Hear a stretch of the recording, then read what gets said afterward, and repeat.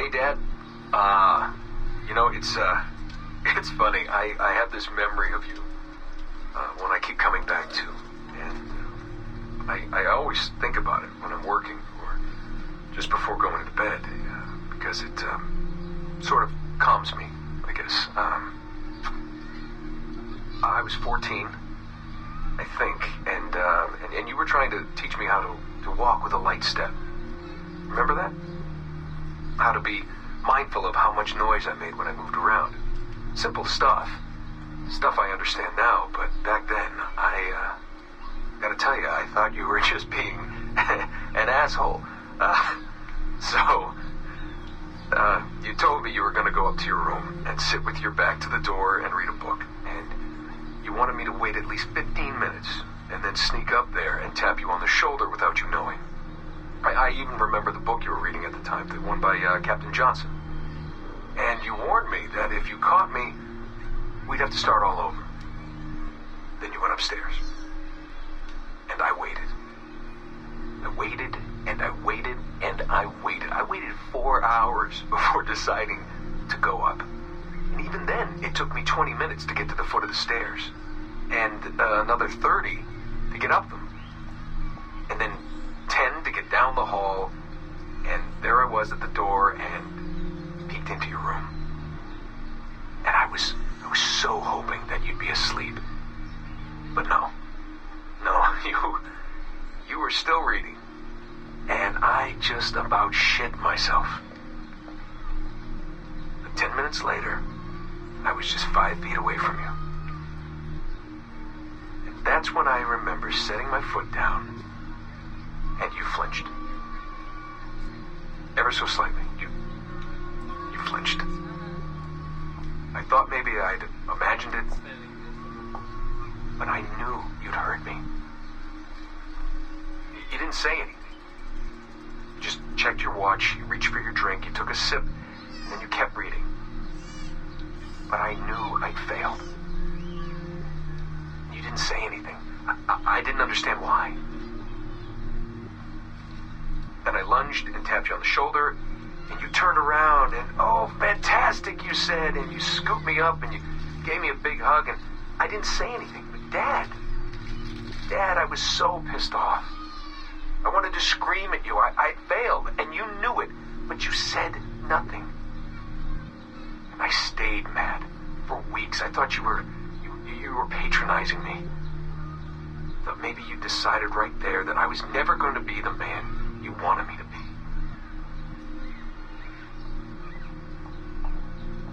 But I realized just a few years ago that you checking your watch, that was the clue, wasn't it?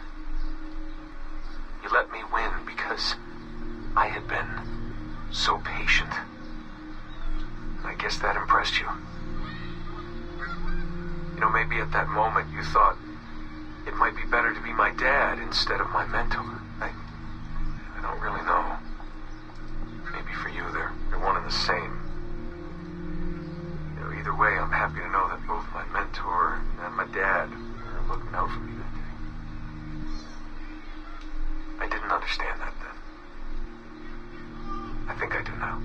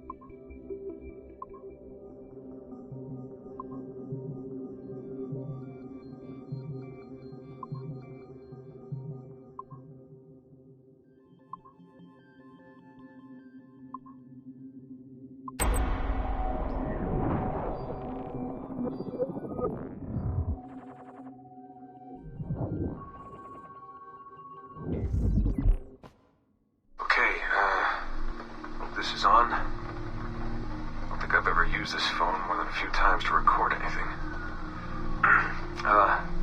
Hey, Dad. So, we're all here in New York at the motel. It's Queens, actually, in Astoria, near the NQ. Rebecca's off getting batteries for something. Sean's in his room doing whatever Sean does. And,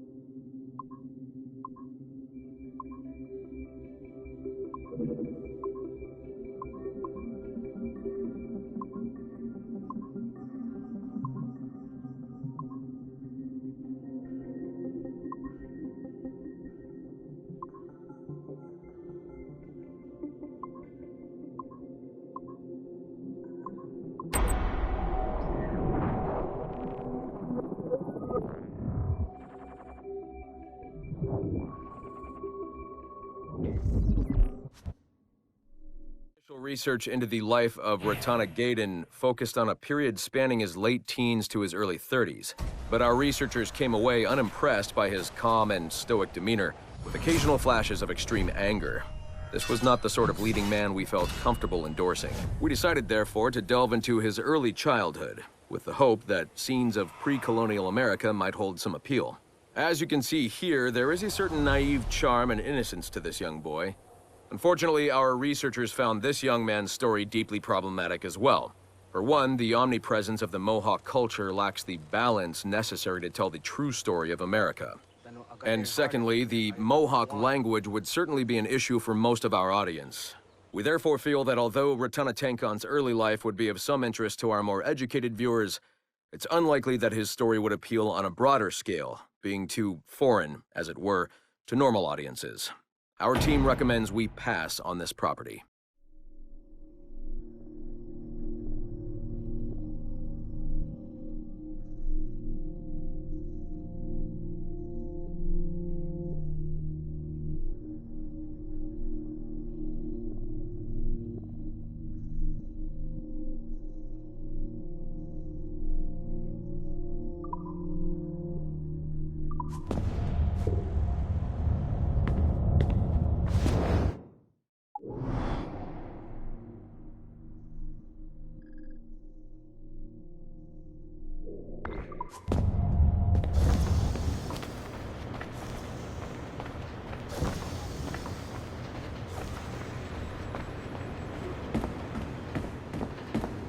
Hey. So?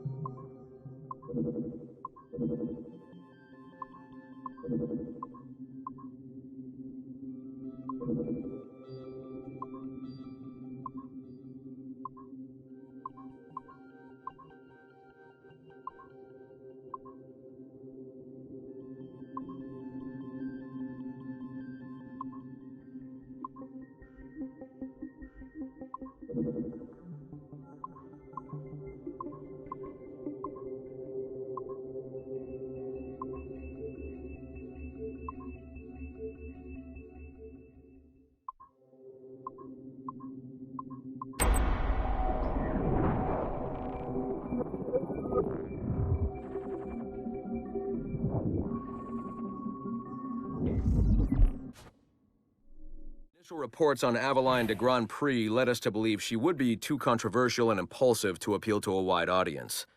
Teenage memories show her brainwashed and trained to kill political foes of her highly unstable mentor, Agate.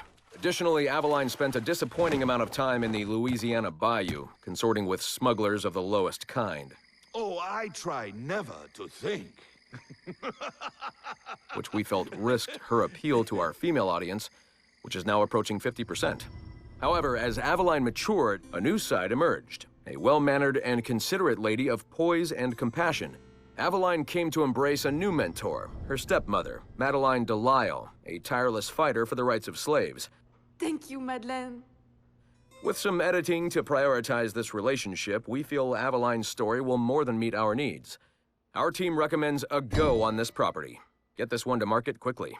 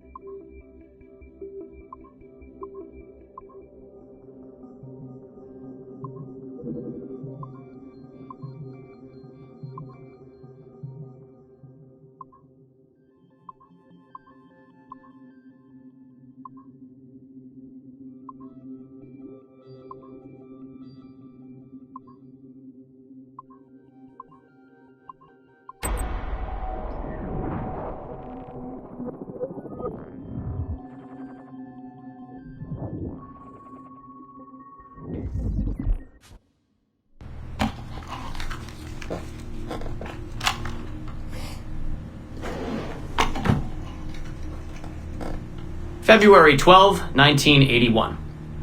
Qualitative personal interview with Subject 1 on ancestral research regarding Aveline de Grand Prix. How are you feeling? Any side effects? Not really. Aside from the headaches. They've been worse since I started staying in longer. But I don't want to stop. I like her. I want to know what she does next. What's it like? Reliving her memories. So different. The Animus, I mean. The past. At first it was confusing. Distracting. Like New Orleans, the stench. I wasn't expecting all the smells. Smell is the sense most directly linked to memory. When I'm in her memories, it's like I can smell more than I usually can. In general, women have a more acute sense of smell than men do. I had wondered how that would translate. Anything else? Yeah. She's smaller than me, but it's like her body could do more. Did that surprise you? At first, yeah. The ERA people might hate me for this or whatever, but I don't usually think of girls that way. Climbing things. My mom, my sisters. The animal feeling of Aveline sinking her hidden blade into the throat of... Go on. It doesn't feel feminine. What I think of as feminine. But then at the same time it does. Her center of gravity is way lower. That was a surprise. How easy it is to land. How steady I am on her feet. Sorry. This is hard to talk about. No, it's fascinating. This is what we need. Pure experience, in your own words. Okay. Can you tell me about Gerald Blunk. What about him? He and Evelyn were close, but we haven't been able to ascertain if he might be your missing ancestor. Do her memories suggest anything to you? Does this make you uncomfortable? Remember, these are her memories. You're just playing them back. It's not even acting. You're a researcher. Like you say, I haven't experienced her consummating anything. That would be... Anyway, I think maybe she was confused. Oh. Well, first of all, I don't really know for sure, okay? I mean, guys think about sex more than girls, right? That's a fact. As a researcher, what did you observe? Does it mean she's more like a guy if she thinks about... Is that why she's able to assassinate... Well, okay, here's the thing. I don't know her thoughts, but from what's in her memories, physically, the fidgeting, some hesitation, what she looked at, who she looked away from, the things she didn't say when I expected her to. If I had to guess what it meant, I would think she was thinking about sex. But I'm a guy, so I would think that, right? So what does it mean for women to act that way? It has to mean something else, right? As a subject, you're able to observe more finely than I am in review. What about unwanted attention from men? Well, I thought that would be the hardest thing to deal with. I'm not into that, for the record. Not at all. Yes, I know. But the way she dealt with it, it happens so often. It's like you stop noticing everything she does to avoid it. Crossing the street, eyes in the back of her head. She knew how to handle herself. When she was charming, felt kind of similar to killing. Or the build-up to killing. Can we take a break, Mr. Vidic? Of course.